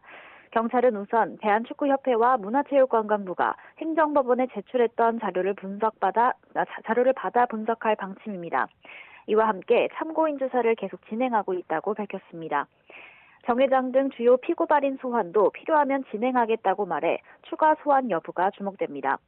앞서 문체부는 규정상 추천 권한이 없는 이임생 대한축구협회 기술총괄 이사가 홍 감독을 대표팀 감독으로 추천한 건 절차 위반이라며 관련자들의 징계를 요구했고 법원은 문체부 조치에 문제가 없다고 판단했습니다.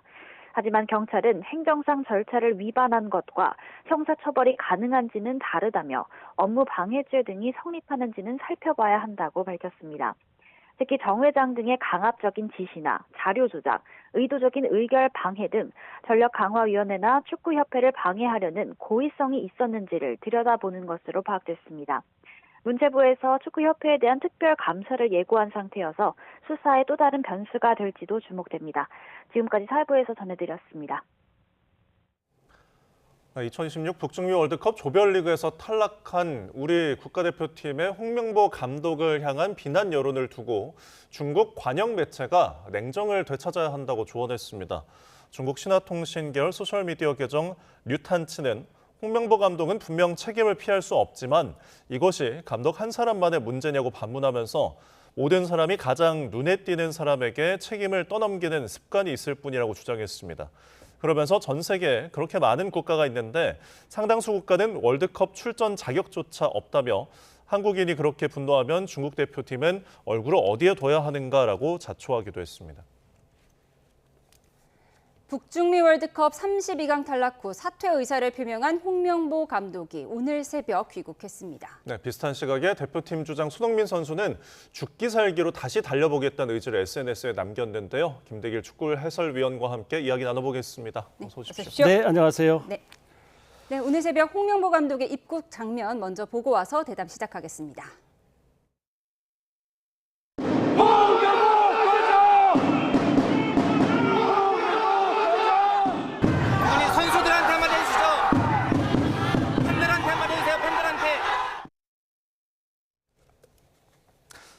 네, 우리나라 월드컵 일정 끝나면은 이제 늘 귀국 행사가 열리는데 이번에는 이제 이례적으로 행사가 없었습니다. 근데 이 나눠서 들어온 것도 좀 쪼개기 입국이다 이런 이야기가 있더라고요. 그렇게 볼 수도 있죠. 예. 만약에 우리 대표팀이 이번 월드컵에 16강 또 8강까지 올라갔다면 전 세계를 동원해서라도 같이 한꺼번에 다 들어왔겠죠. 네. 근데 이제 너무나 충격적인 월드컵 이번 탈락은 같이 들어오기 어렵죠. 또 하나는 이제 이런 게 있었다고 그래요. 이제 예. 귀국한 이제 임원 중에 한 사람이 이게 항공권 좌석 확보가 예. 어려웠다고 그러더라고요. 그러니까 처음에 이제 남아공 전에 있기 전에는 LA 쪽 항공을 예약을 했다가 끝나고 나니까 또 8장의 와일드 카드를 끝날 때까지 기다려야 되고 이런 예. 상황이 되다 보니까 항공권 확보가 어려워서 이제 그런데 근데 이제 팬들 입장에서나 여론에서 보기에는 쪼개기로 들어왔다. 그래도 예. 할 말은 없을 것 같은데요. 근데 참 이 월드컵이요. 11회 연속 진출한 국가로서 딱 3차례 정도 정말 기분 좋은 결단식이 있었습니다. 그게 네. 이제 2002년 월드컵 기억하시겠습니다만 예. 그다음에 2010년, 그다음에 2022년 카타르 월드컵 이 3번을 제외하고는 8번을 이런 상황이 비슷했습니다. 꼭 후유증을 겪고 월드컵이 끝나면 정말 질타를 받고 이게 반복됐거든요. 그러니까 이번 저도 이제 이런 꽤 긴 생활을 이제 축구에 관계하고 있습니다만 이런 경우는 처음 봤습니다. 예. 이렇게 분노하시고 또 이런 어떤 위기에 빠지고 이런 것들. 근데 사실 축구 경기에서도 보면 위기 뒤에 기회가 있습니다. 축구협회가 이번 이 상황을 정말 잘 받아들여야 됩니다. 네. 그리고 정말 이 국민들 눈높이에 맞는 체질 개선을 해야 되고 대표팀 감독 선임부터 모든 조직에 대한 것 뭐 이런 것들을 다 살펴봐야 되지 않을까 싶습니다. 예, 지금 화면으로는 2014년 브라질 월드컵 당시에 귀국하는 축구 선수들의 모습을 보여드리고 있는데 당시에는 막 엿을 던지는 엿세례가 있었어요. 네. 이번에는 뭐 이 정도는 아니었지만 야유 소리가 상당했거든요. 그렇습니다. 이제 하지만 이제 여론에서는 훨씬 더 지금 뜨겁거든요. 그래도 팬들, 국민들께서도 더 지금 흥분돼 계시는 것 같고 하지만 예. 다행스러운 것은 귀국할 때 저는 사실 걱정했었거든요.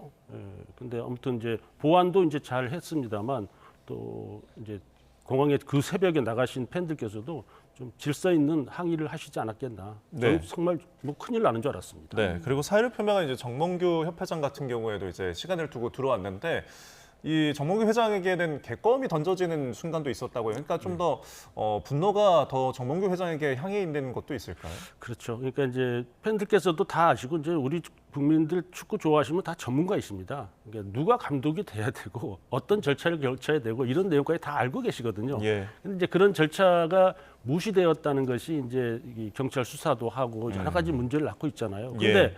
이게 지금 이제 월드컵 가서 홍명보 감독이 얘기했던 것처럼 결과로 말을 하겠다 그런 얘기를 했었어요. 그래서 이제 저희도 정말 이게 좀 결과가 좋았으면 하는 그런 생각이었는데 결국은 결과가 이게 나쁜 상황이 됐거든요. 그리고 또 경기 내용 자체가 팬들이 실망할 만한 그런 마지막 경기였습니다. 예. 그게 제가 오늘 이제 귀국한 임원이 이제 함께 계속 쭉 동행한 임원인데요. 이제 감독 생활도 꽤 오래 했고 그래서 저도 이해가 안 가서 도대체 마지막 남아공 경기에 어떻게 된 거냐, 이게 선수들이 왜 이렇게 못 뛴 거냐 이게.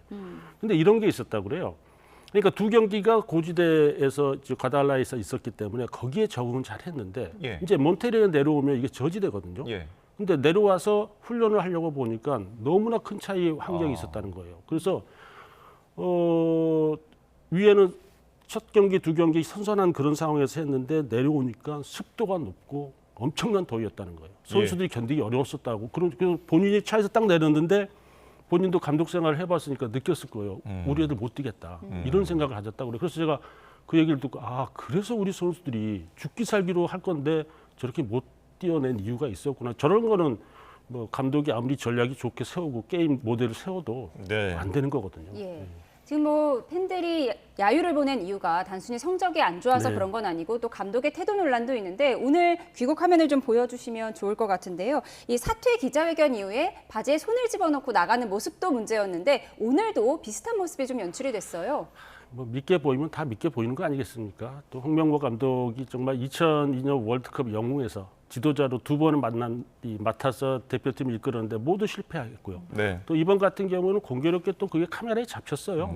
손을 주머니에 넣는 거. 그거 사실 뭐 본인이 습관일 수도 있긴 한데 이게 팬들 입장에서나 국민들 봤을 때 아니 지금 뭐 하는 거야. 그리고 사과도 이거 뭐 준비된 온고 있고 끝내버리고 기자들의 어떤 질문도 받지도 않고 또 공항에 들어와서도 그냥 빠져나가 버리고 뭐 그러니까 하긴 뭐 할 말도 없죠. 뭐 거기서 어떤 기자 무슨 말을 하겠습니까? 지금 이 상황에. 그래서 그런 건데 근데 저도 조금 아쉬운 것은 저 기자회견 현지에서 했을 때 조금 더 진솔한 그런 사과가 있고 뭐 그러지 않습니까? 정말 뭐 고개를 뭐 폴더 형태로 숙이고 눈물을 흘리고 자기의 잘못을 반성하고 진솔되게 좀 이랬으면 국민들의 분노가 조금 덜하지 않았을까. 박항서 감독과 좀 비교가 되는 것 같더라고요. 그렇죠. 박항서 감독은 또 경험이 많잖아요. 그런 거예요. 또 박항서 감독은 또 워낙 또 머리를 잘 숙입니다. 또 그런 스타일이기도 해요. 근데 이제 좀 아쉽긴 합니다. 네, 사태로 책임을 졌지만 그 태도에 대한 아쉬움은 여전히 남아있긴 합니다. 자, 그런데 이렇게 입국하는 비슷한 시간에 손흥민 선수가 SNS에 글을 올렸는데 이게 팬들에게 굉장히 좀 많은 감격을 좀 주기도 했습니다. 다시 죽기 살기로 달려보겠다 이런 말인데 은퇴를 하지 않고 어쨌든 끝까지 해보겠다는 의지죠. 은퇴하면 안 되죠. 저는 솔직히 좀 걱정했습니다. 혹시 손흥민 선수가 은퇴 선언하는 거 아닌가. 근데 다행히 다시 한번 축구와 끈을 동여매고 달리겠다고 했는데요. 그러니까 이제 이런 것들을 팬들께서나 국민들께서 손흥민 선수가 그럼 다음 월드컵에 뛸 수 있느냐 이제 이런 거잖아요. 가능하죠. 지금 현재 손흥민 선수 나이에 비해서 38이면 사실 뭐 메시 선수도 뛰고 있고 뭐 모드리치도 뛰고 있고 대기록도 세웠잖아요. 그렇습니다. 39살에. 그래서 이제 당분간 이제 손흥민 선수가 대표팀에 계속 호출이 될 겁니다. 어떤 감독이 되더라도요. 손흥민 선수를 무시한 대표팀은 있을 수 당분간 없는 거니까요. 근데 이제 4년 후에도 손흥민 선수가 절정의 기량을 유지할 수 있느냐. 이게 이제 걱정스러운 거거든요. 그래서 이제 유지가 되어서 그때까지 띄워준다면 너무나 고맙고요.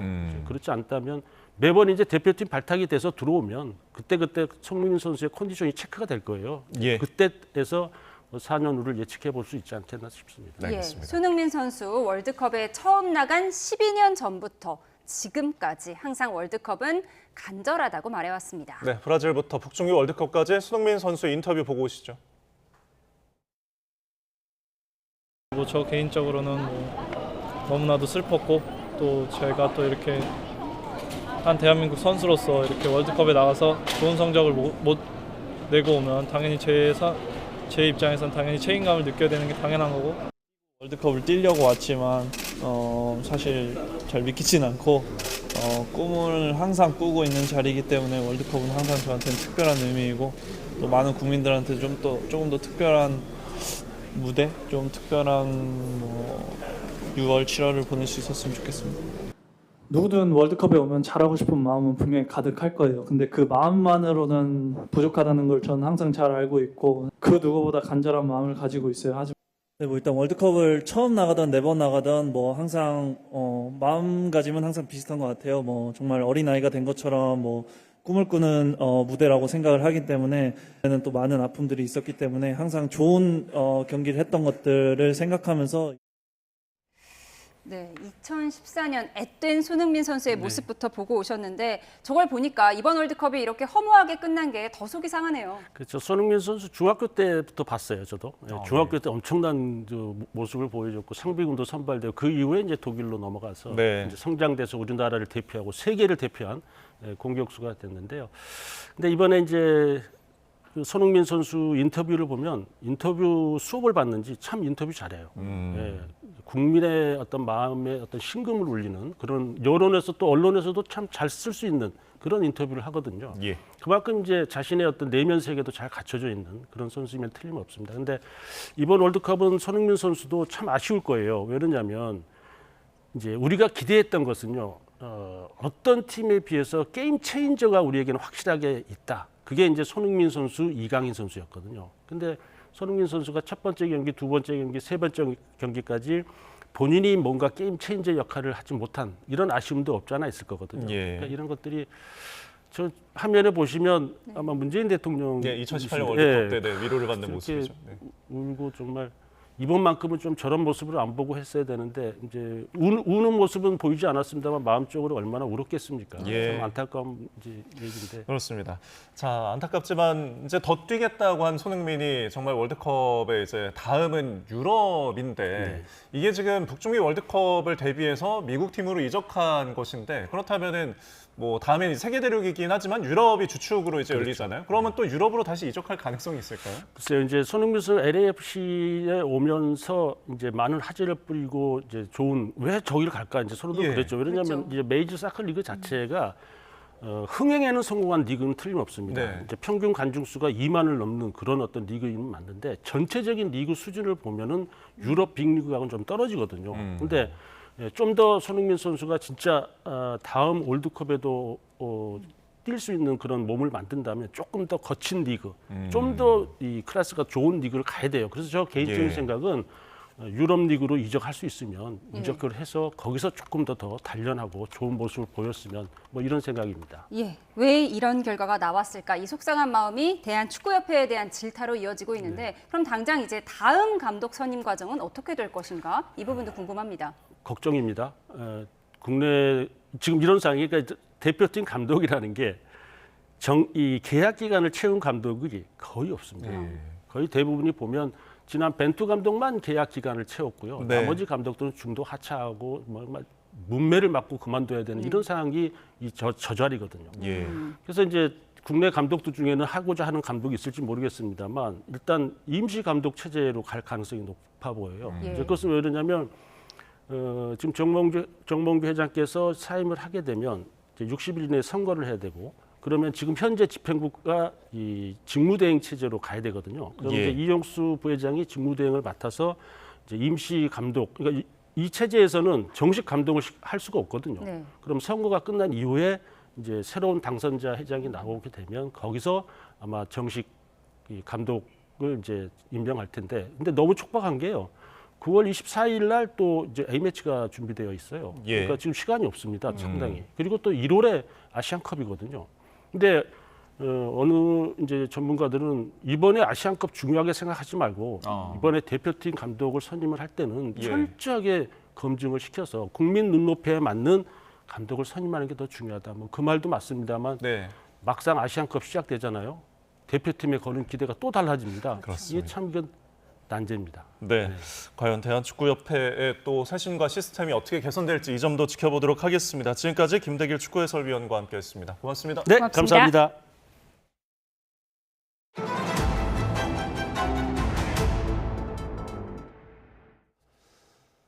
네, 조금 전 들어온 소식 전해드리겠습니다. 경찰이 잠실 개표소 경찰관 폭행 혐의를 받는 2명에 대해서 구속영장을 신청했다는 소식이 들어왔습니다. 이 경찰은 특수공무집행 방해치상 혐의 피의자 3명의 신원을 특정했고요. 공무집행 방해 관련 허위글을 게시한 피의자 1명에 대한 조사도 완료한 상태입니다. 앞서 경찰관에게 침을 뱉은 여성에 이어서 이번이 2번째 구속영장 신청으로 경찰은 시위 현장에서 발생하는 불법행위에 대해 앞으로도 엄정하게 수사하겠다는 입장을 밝혔습니다. 다시 한번 전해드리면 잠실 개표소에서 경찰관을 폭행한 혐의를 받는 2명에 대한 구속영장을 경찰이 신청했다는 소식을 전해드렸습니다. 자세한 내용은 정리가 되는 대로 이어지는 뉴스에서 전해드리겠습니다.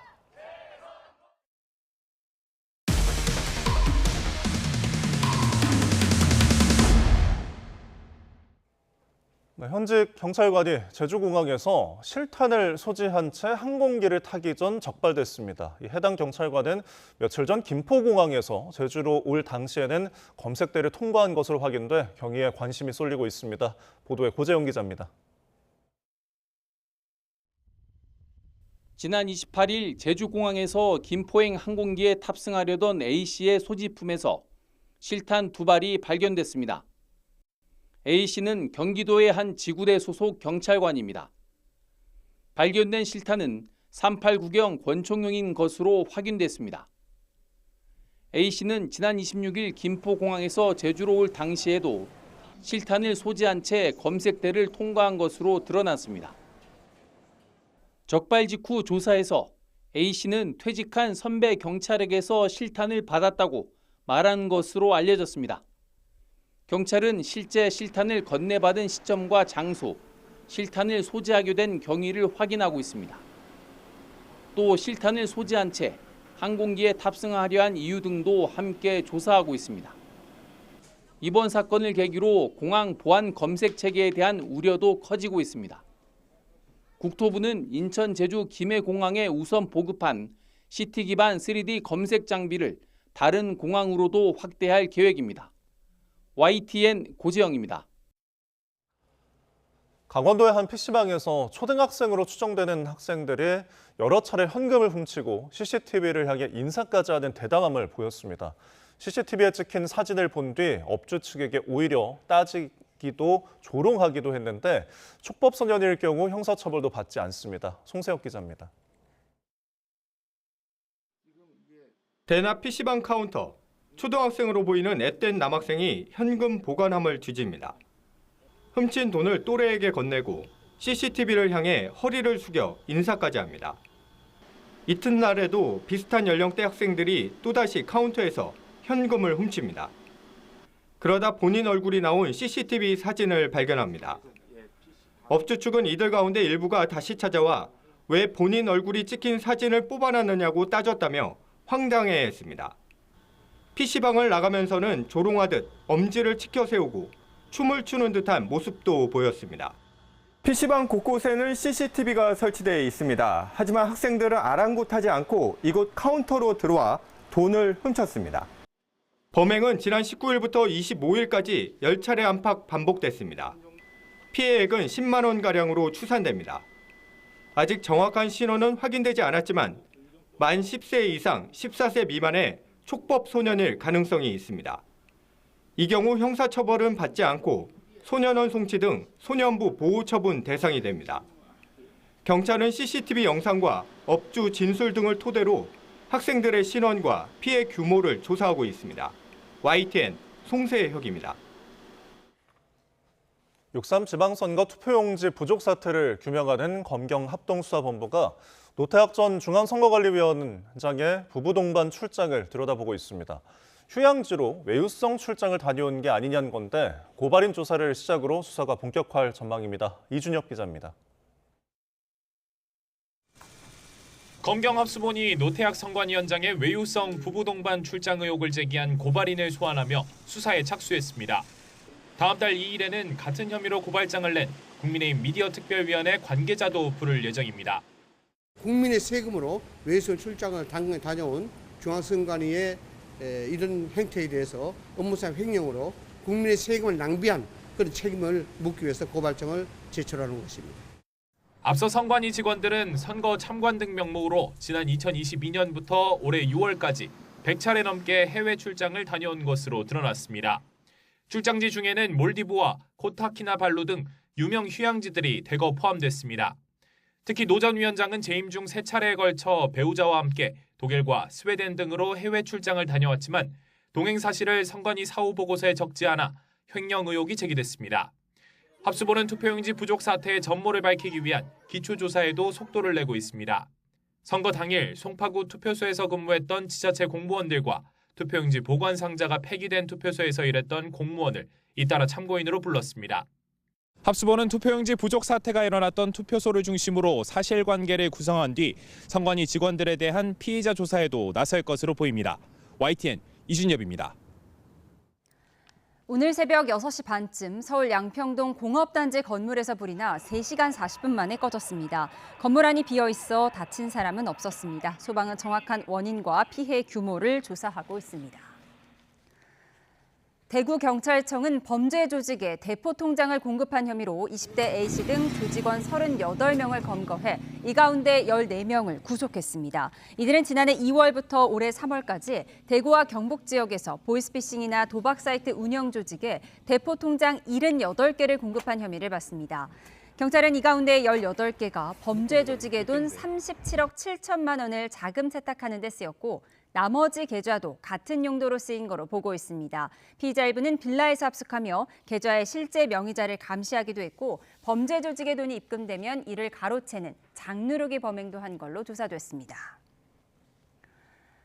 이원택 전북지사 당선인이 한 달간의 인수위 기간을 마치고 4년 임기를 시작합니다. 임기 시작을 앞두고 열린 행사에서는 광주와 전남에만 집중된 800조 원대 반도체 투자에 충격이 가시지 않은 채 우려와 비판의 목소리가 쏟아졌습니다. 김민성 기자입니다. 민선 9기 전북지사직 인수위원회가 마련한 최종 보고회. 새로운 시작을 축하하고 향후 4년의 비전을 제시하는 자리지만 분위기는 대체로 무거웠습니다. 지난 지방선거 이원택 당선인의 핵심 공약인 200조 원대의 반도체 투자가 하루 전 대통령이 주재한 정부 발표로 무색해졌기 때문입니다. 3대 메가 프로젝트 규탄 결의대회까지 열었습니다. 이원택 당선인은 행사 시작 직후 인사말에서부터 유감을 표했습니다. 국가 균형 발전 정책을 발표하면서 우리 도민들께 상실감과 또는 실망을 줬다고 저는 생각합니다. 이른바 전북 사중소회의 질의응답 시간에도 날선 질문들이 쏟아졌습니다. 당선의 핵심 매개가 된 당정청 원팀 만능론을 이제 어떻게 책임지겠느냐는 지적에 이원택 당선인은 민주당이 전북에 빚을 졌다며 사과했습니다. 역할을 안 한 건 아닙니다. 역할을 해줬습니다. 서포트를 해줬음에도 불구하고 결과적으로는 안 됐다 이런 말씀을 좀 드리겠고요. 그런 점에서 저를 포함해서 우리 민주당에서 송구하다는 말씀을 드릴 수밖에 없는 게 아닌가. 이원택 당선인은 삼성전자와 SK하이닉스 등 대형 반도체 팹 유치를 포기하지 않겠다면서 전력과 용수, 트라이포트 등 새만금의 기반을 계속 조성해 나갈 의지를 강조했습니다. 또 현대자동차의 9조 원대 새만금 피지컬 AI 투자를 언급하며 취임 직후 6개월 안에 2단계 투자를 끌어내도록 노력하겠다고 말했습니다.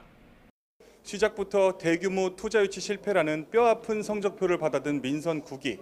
새만금 인프라를 지렛대로 반전을 이뤄내겠다는 약속이 성과로 이어질지 아직은 안개 속입니다. YTN 김민성입니다. 오늘 제주도에는 평년보다 늦게 장마가 시작됐습니다. 기상 관측 이래 역대 3번째로 늦은 기록인데요. 정체전선이 점차 북상하면서 내일은 남부지방도 장마권의 영향이 들겠습니다. 모레까지 제주 산간에는 최대 180mm 이상, 그 밖에 제주도에도 최대 120mm의 많은 비가 내리겠고요. 그 밖에 남해안에는 20에서 60mm 정도가 되겠습니다. 반면 내일도 내륙은 하늘에 구름만 많이 지나면서 날이 무척 덥겠습니다. 중서부 곳곳에 폭염특보가 내려진 가운데 서울 낮 기온이 33도, 대전은 32도까지 크게 오르겠습니다. 더위 속 수도권과 강원 중북부에는 오후 한때 5에서 60mm의 요란한 소나기가 지나겠습니다. 당분간 내륙은 30도 안팎의 낮더위가 지속하겠고 주 후반에는 중부지방에도 비가 내릴 전망입니다. 날씨였습니다. 네, 이상으로 화요일에 보내드린 뉴스온 마치겠습니다. 함께해 주신 여러분 고맙습니다.